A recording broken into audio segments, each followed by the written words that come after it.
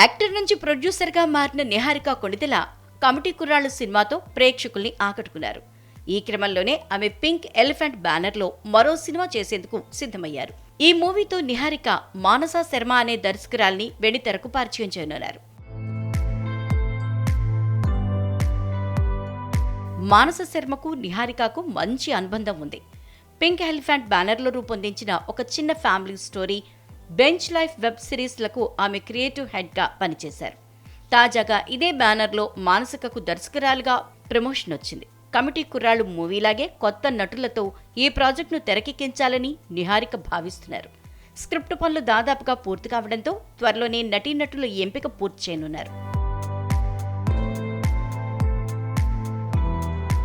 మరోవైపు నటిగాను నిహారిక స్పీడ్ పెంచే ప్రయత్నాల్లో ఉన్నారు. వెబ్ సిరీస్, సినిమాలకు సంబంధించిన కథలు వింటున్నారు. నటిగా నిహారిక చేసే కొత్త ప్రాజెక్టుల వివరాలను అతి త్వరలోనే ప్రకటించే అవకాశం ఉంది.